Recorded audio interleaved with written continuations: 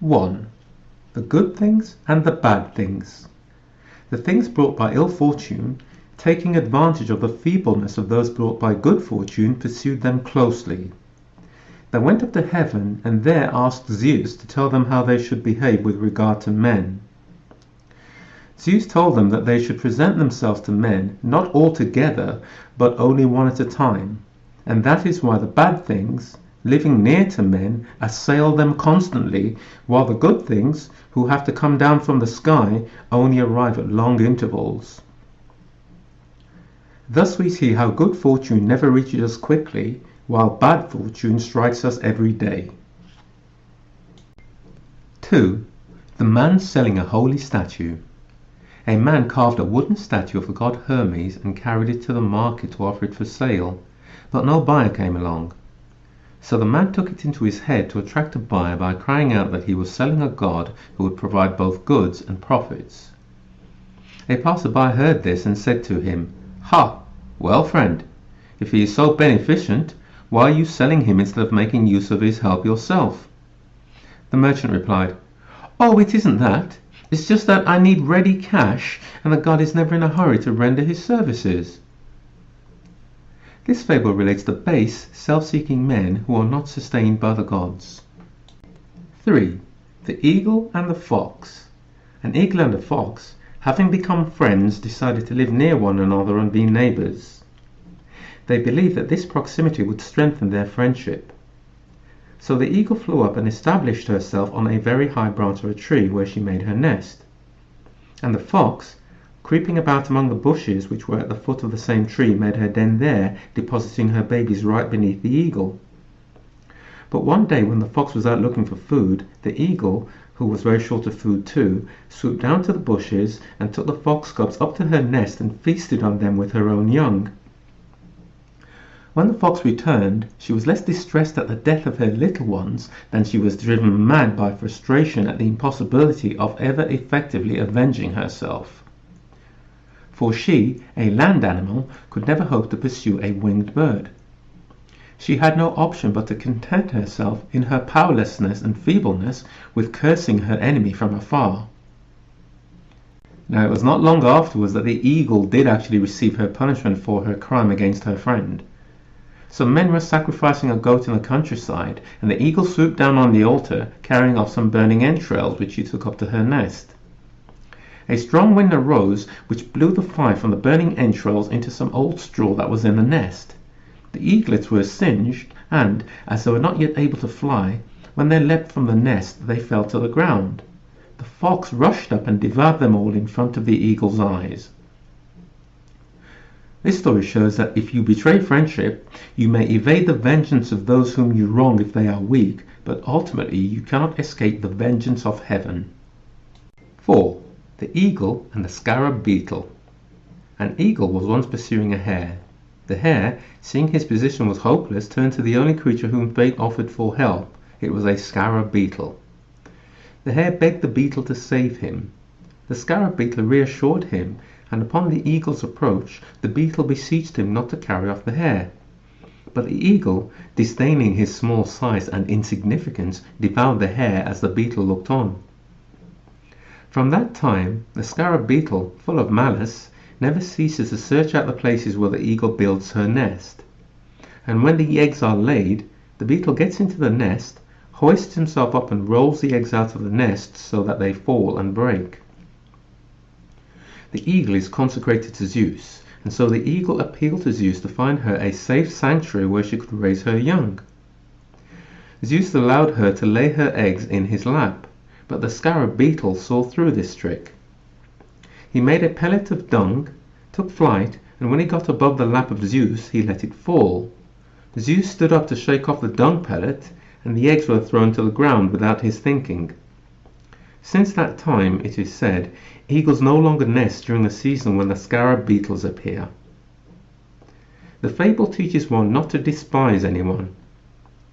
One must say to oneself that there is no being so feeble that he is not capable one day of avenging an insult.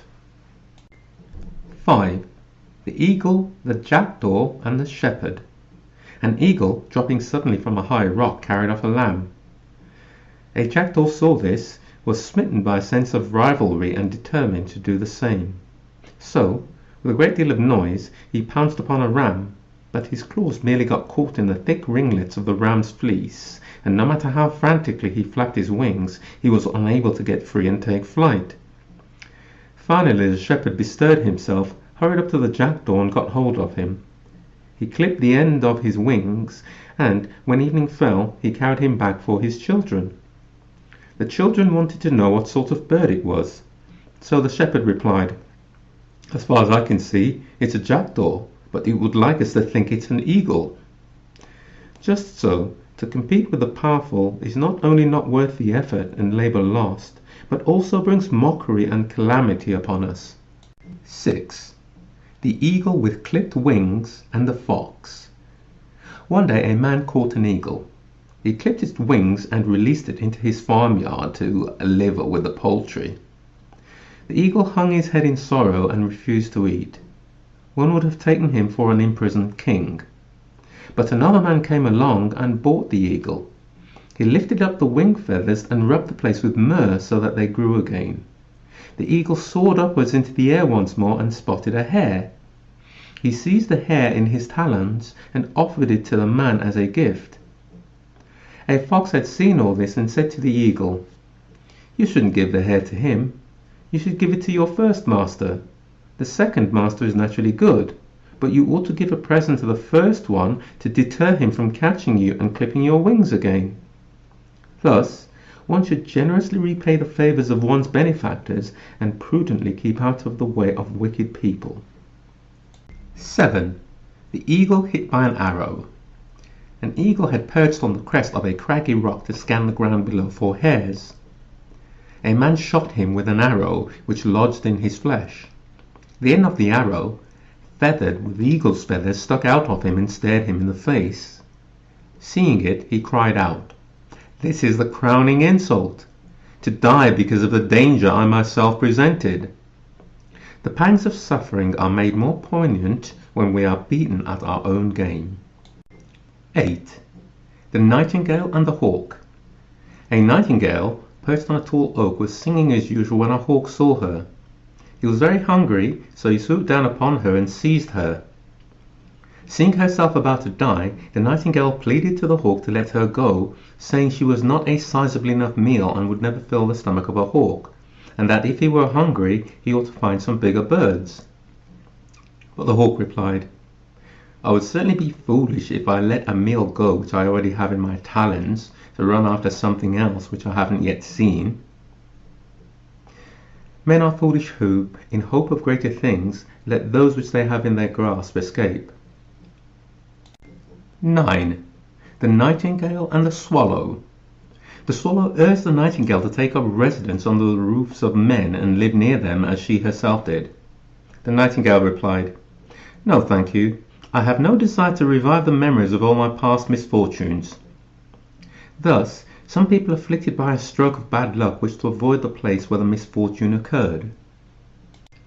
10. The Athenian debtor. In Athens, a debtor summoned by his creditor to repay his debt begged for more time because things were very difficult for him. Not being able to persuade his creditor, he led a sow, the only one he owned, and offered it for sale in front of him. A buyer came along and asked if the sow were fertile. "Oh yes, she's fertile," replied the debtor. "Extraordinarily so.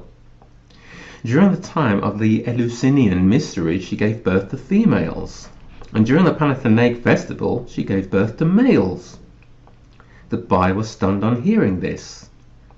The creditor added sarcastically, "I shouldn't be surprised if I were you. Why, it's quite clear that this sow would also doubtless give birth to baby goats for the god Dionysus." This fable shows that people do not hesitate to pledge the impossible when they are desperate. 11. The Ethiopian. A man who bought an Ethiopian slave presumed that his color was due to neglect by his former owner. Taking him home, he set to work scrubbing him down with soap. He tried every method of washing which he knew to try and whiten him. But he could not alter his color. Indeed, he made himself ill with his exertions. This fable shows that the nature of something is seen straight away. 12. The cat and the cock. A cat who had caught a cock wanted to give a plausible reason for devouring it. So she accused it of annoying people by crowing at night and disturbing their sleep. The cock defended himself by saying that he did it to be helpful, for if he woke people up, it was to summon them to their accustomed work. Then the cat produced another grievance and accused the cock of insulting nature by his relationship with his mother and sisters. The cock replied that in this also he was serving his master's interests, since it was thanks to this that the chickens laid lots of eggs. "Oh, well," cried the cat, "I'm not going to go without food just because you can produce a lot of justifications." And she ate the cock. This fable shows that someone with a wicked nature who is determined to do wrong, when he cannot do so in the guise of a good man, does his evil deeds openly. 13. The cat and the mice. A house was infested with mice.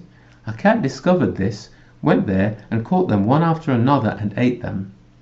The mice, seeing themselves continually being caught, were forced back to their holes.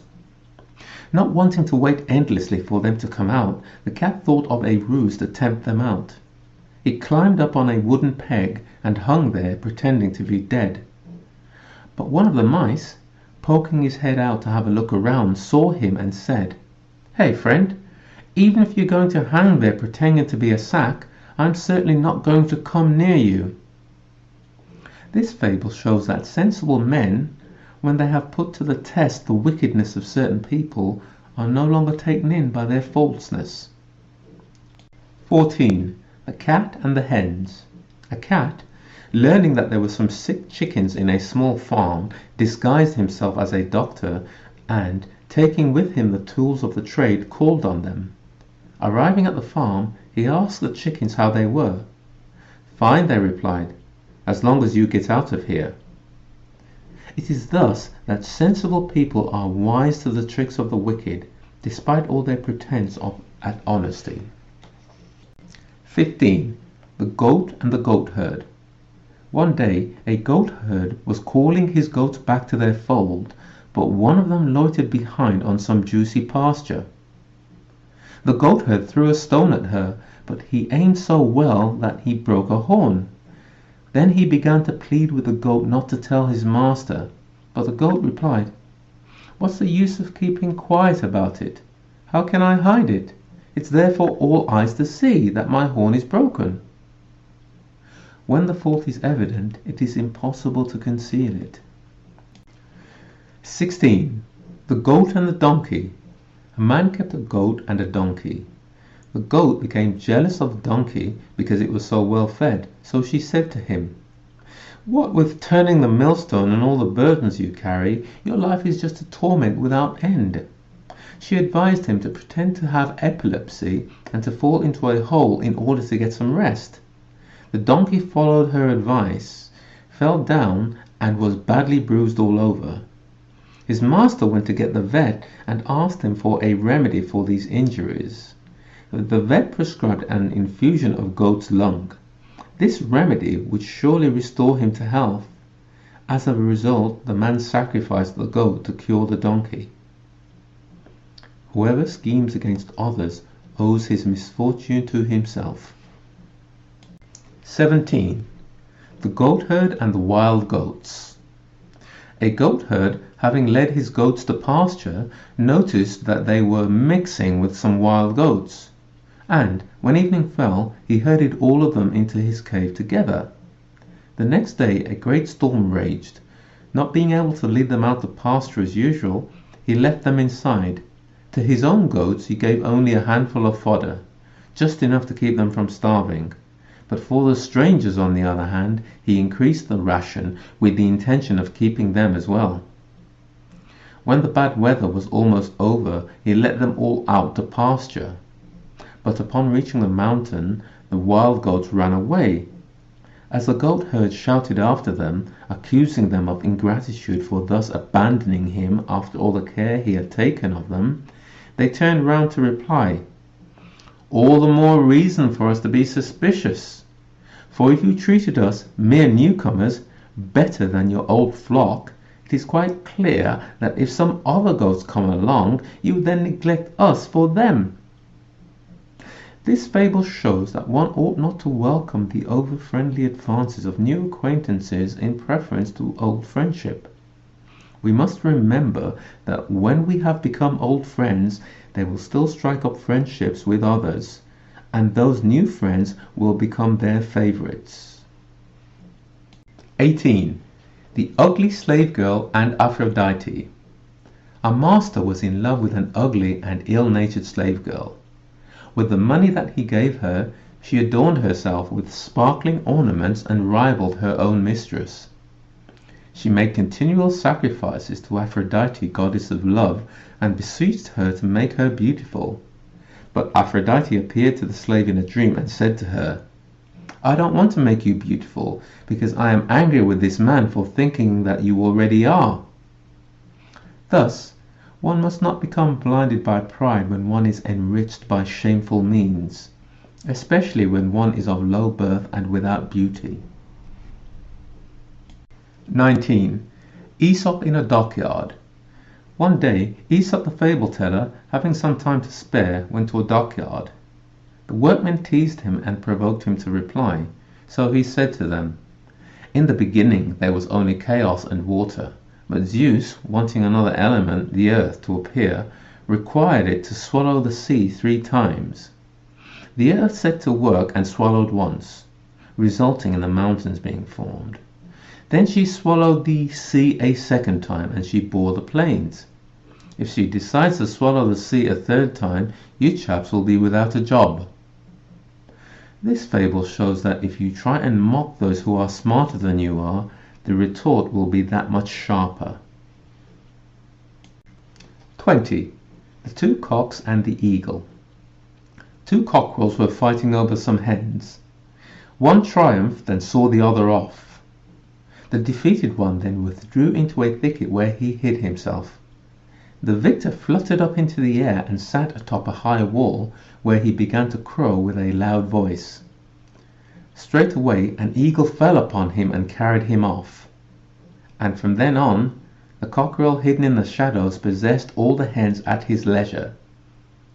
This fable shows that the Lord resisteth the proud, but giveth grace unto the humble.